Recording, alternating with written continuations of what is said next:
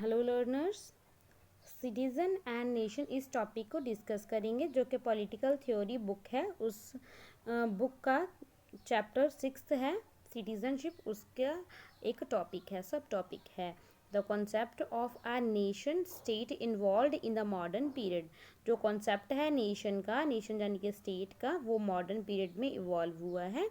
One of the earliest assertion regarding the sovereignty of the nation state and a democratic right of citizens was made by the revolutionaries in France in 1789। तो ये जो nation है और ये सभी rights का, ये जो सोवरेनिटी का कॉन्सेप्ट है, ये जो फ्रेंच रेवोल्यूशन हुई थी 1789, वहाँ से ही ये उभर कर आया है, इवॉल्व हुआ है। Nation state claim that their boundaries define not just a territory but also a unique culture and a shared history.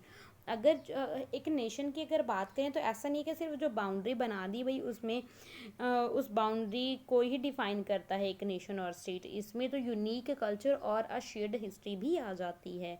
The national identity में be expressed through symbols like a flag. जो इनकी national identity है वो कैसे represent होगी, कैसे show होगी, कैसे एक्सप्रेस होगी, वो जैसे सिंबल्स अलग अलग, जैसे कि फ्लैग हो गई, नेशनल एंथम हो गया, नेशनल लैंग्वेज और certain ceremonial practices among other things. तो ये सब कुछ वो उनको एज अ नेशनैलिटी का फील कराएंगे ये सभी सिंबल्स।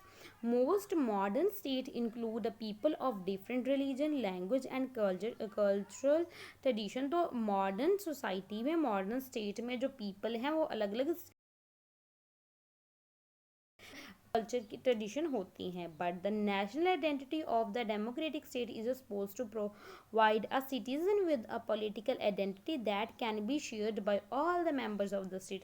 मगर फिर भी जो एक नेशन है, नेशनल आइडेंटिटी होती है एक डेमोक्रेटिक सोसाइटी की, वो सभी सिटीज़न को जो पॉलिटिकल आइडेंटिटी है वो सभी सिटीज़न सेम शेयर करते हैं और स्टेट्स के मेंबर्स के साथ।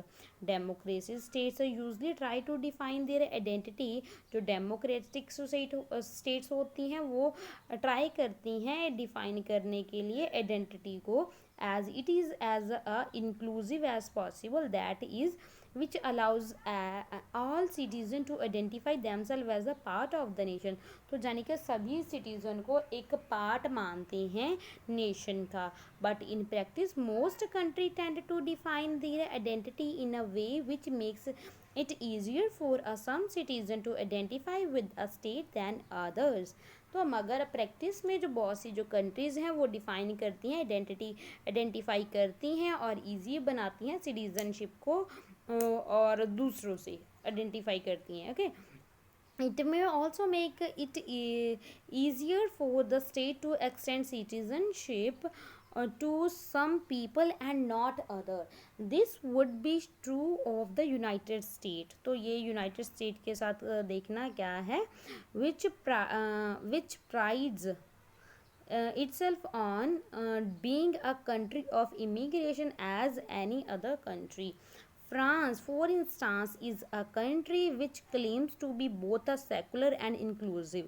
जो फ्रांस है वो एक सेकुलर भी है और एक इंक्लूसिव कंट्री भी है। It includes not only the people of, इसमें इंक्लूड होते हैं यूरोपियन ओरिजिन के लोग भी, but also citizen who originally came from the area such as North Africa। Okay, culture and a language are important features of its national identity। तो जो culture and language है वो important feature होती है France की, और all citizens are expected to assimilate into it in a public aspect of their lives। They may however retain their personal beliefs and practices in their private lives। this may seem like a reasonable policy, but it is not always simply to define what is a public and what is a private, and this has given rise to some controversies। तो भाई ये देखो France के बारे में आपको समझ में आ गया क्या कॉन्सेप्ट है फ्रांस का। दिस में सीम्स लाइक अ रिजनेबल पॉलिसी। ये जो फ्रांस की पॉलिसी है वो एक रिजनेबल पॉलिसी लगती है, मगर ये ऑलवेज सिंपल पॉलिसी नहीं है। इसको डिफाइन करना सिंपल नहीं है।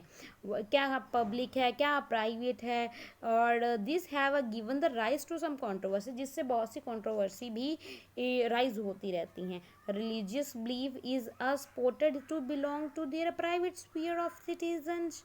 जो रिलीजियस बिलीफ है वो एक प्राइवेट स्फीयर माना जाता है सिटीज़न का, मगर समटाइम जो रिलीजियस सिंबल्स हैं, प्रैक्टिसेस हैं, may enter into their public life, और कभी कभी ये उनकी पब्लिक लाइफ में भी एंटर कर जाते हैं। You may have heard about the demand of a Sikh school boys in France. आपने सुना होगा सिख स्कूल बॉयज़ का वो डिमांड कर रहे थे अलग स्कूल की। ये देखो, hear about the demand of six school boys का की डिमांड हो रही थी फ्रांस में to wear the turban to school, के उनको भी टर्बन वियर करने की इजाज़त दी जाए, राइट दी जाए।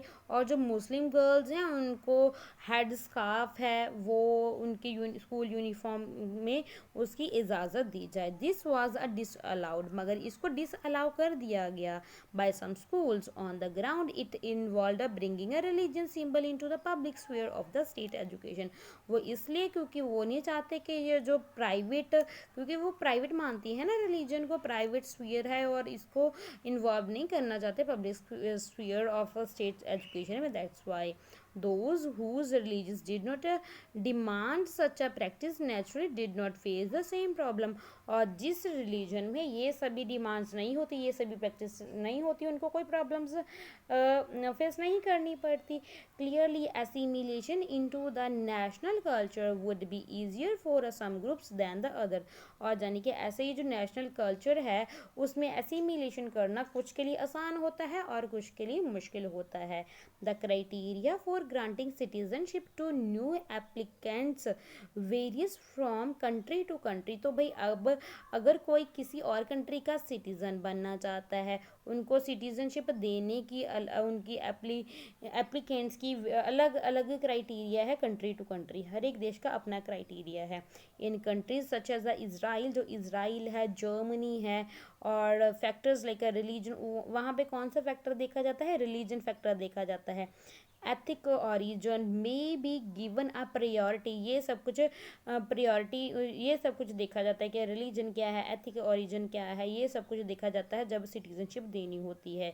इन Germany there have been a persistence demand from a Turkish workers who were at a one time encouraged to come and work in Germany, that their children who have been born and brought up in a Germany should automatically be granted citizenship। अगर कोई तुर्की से, ये देखिए, और इन Germany there has में देखो कहाँ पे जर्मनी में क्या है, अगर कोई तुर्किश वर्क आ रहा है और उसको इनकरेज किया जाता है कि वो जर्मनी में आके वर्क करे, तो उसके बच्चे भी यहाँ पे होते हैं, जर्मनी में ब्रॉट अप उनका पालन पोषण होता है, तो उनको ऑटोमेटिकली जो सिटीजनशिप है वो जर्मनी की मिल जाती है। This is still being debated these are only a few example of the kind of a restriction which may be placed on citizenship even in democratic country which pride themselves on being inclusive।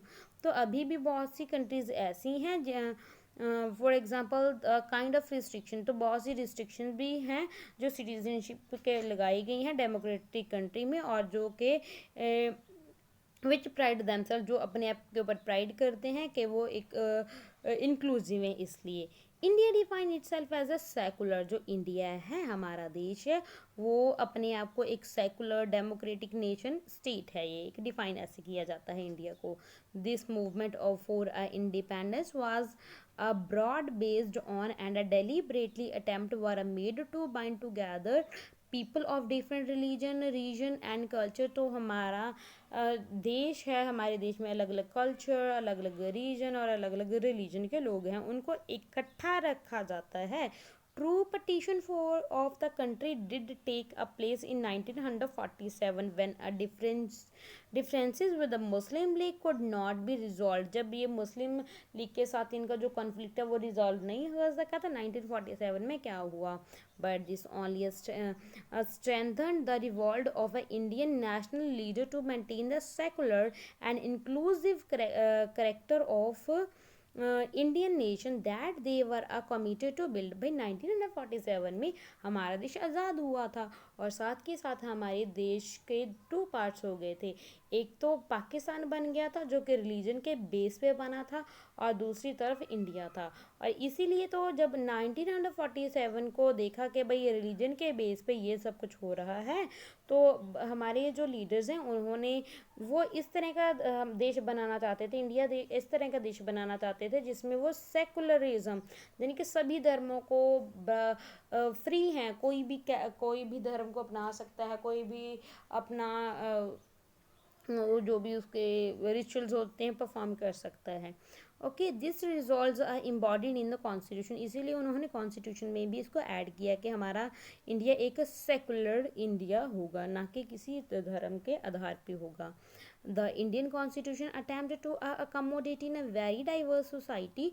To maintain just a few of these diversities, it attempted to provide full and equal citizenship to groups as different as the scheduled caste and the scheduled tribes. Many women who had not previously enjoyed equal rights, some of remote community in the Andaman and Nicobar Island who had little contact with a modern citizenship and many others.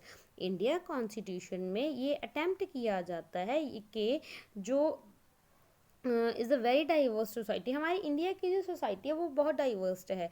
Diversity आपको बहुत ज़्यादा देखने को मिलेगी, अलग अलग विभिन्नता देखने को मिलेगी. तो अगर हम देखें full and equal citizenship provide करना चाहते हैं हम पूरे ग्रुप्स को, डिफरेंट शेड्यूल कास्ट को भी, ये जो शेड्यूल ट्राइब्स हैं, वुमेन्स हैं, सबको भाई वो इक्वल जो इक्वल उनको प्रीवियसली इंजॉय नहीं कर रहे थे इक्वल राइट्स, और रिमोट कम्युनिटीज जैसे कि अंडमान एंड निकोबार आइलैंड्स की हैं उनको भी ऐसे सिविलाइजेशन में लेके आया जाए और मैनी अदर्स यानी कि उनको भी इक्वालिटी प्रोवाइड करनी है. हमारा कॉन्स्टिट्यूशन ये चाहता है सिटीजनशिप के ज़रिए. Okay, it also attempted to find a place for the different language, religion and a practice found in a different part of the country. It had to provide the equal right to all the without of the same time forcing people to give up their personal belief, languages or culture practices. यानी कि वो हर एक person को provide किए जाते हैं equal rights. Equal rights provide किए जाते हैं कि भाई उसको जो भी उसकी लैंग्वेज है उसको छोड़ना नहीं, कोई बिलीफ है उसको छोड़ना नहीं, जो वो जैसे फॉलो करता है करे, मगर फिर भी इक्वालिटी प्रोवाइड की गई है हमारे कॉन्स्टिट्यूशन में.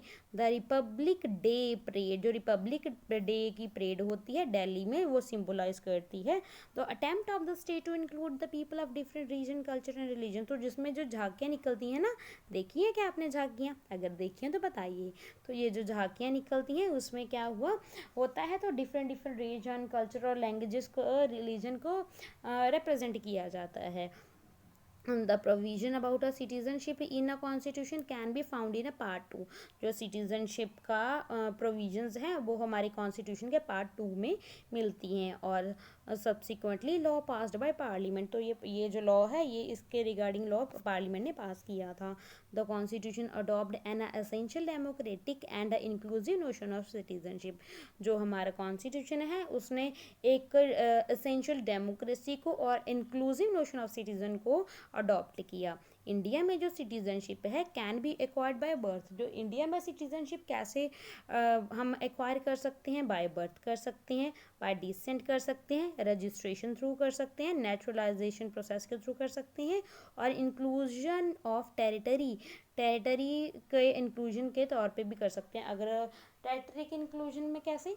बताऊँ मैं आपको, अगर देखो कोई और कोई टेरिटरी थी और वो इंडिया में आकर मिल गई, तो जितने भी उस टेरिटरी में रहने वाले लोग हैं वो भी इंडियन ही कहलाएंगे।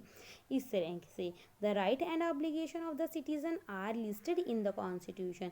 There is also a provision that the state should not discriminated against citizen on a ground only of a religion, race, caste, sex, place of birth or any of them। तो यानी कि कोई भी state है वो किसी के आधार पे भी डिस्क्रिमिनेशन नहीं किया जाएगा किसी भी सिटीज़न के ऊपर, चाहे रिलीजन के बेस पे, रेस के, कास्ट के, यानी कि किसी के साथ डिस्क्रिमिनेशन नहीं किया जाएगा। जो राइट्स ऑफ रिलीजन है, लिंग्विस्टिक माइनॉरिटी हैं, वो भी प्रोटेक्ट किए गए हैं। However even such inclusive provision have given a rise to the struggle and a controversy. मगर फिर भी ये जो इंक्लूसिव प्रोविजंस है इससे बहुत ज़्यादा स्ट्रगल्स एंड कंट्रोवर्सीज देखने को मिलती हैं। जो वुमेंस मूवमेंट है, द दलित मूवमेंट है, struggle of the people in displaced by a development project represent only a few of the struggle. ये सभी आपको स्ट्रगल देखने को मिल रही है ड्यू टू ये inclusive being waged by the people who feel that they are being denied full right of citizenship, क्योंकि उनको ऐसा फील होता है कि उनको वो के फुल सिटीजनशिप डिनाई की गई है। The experience of India indicate that a democratic citizenship any country is a project. जो डेमोक्रेसी है किसी भी कंट्री में, citizenship in any country is a project. Citizenship एक कंट्री में एक प्रोजेक्ट है। An ideal to work toward. New issues are constantly being raised as a society change and new demands are made by a groups। new demands हैं वो group खड़े हो रहे हैं, उनको वो चाहते हैं सोसाइटी में चेंज चाहते हैं। Who feel they are being marginalize, जिनको ये महसूस होता है कि भाई हमें मार्जिनलाइज यानी कि हमें अलग रखा गया है। ठीक है, in the democratic states these demands has to be negotiate. तो इस तरह की जो डिमांड्स हैं इनको नेगोशिएट करना पड़ता है डेमोक्रेसी में। ओके, ये लेट्स डिबेट में it is not appropriate for the school or any other public agency like the army to insist on the common uniform and to ban the display of a religion symbol such as the turban। okay, तो ये जो topic है, I hope everything is clear about and of this topic, citizen and nation। thank you and God bless you।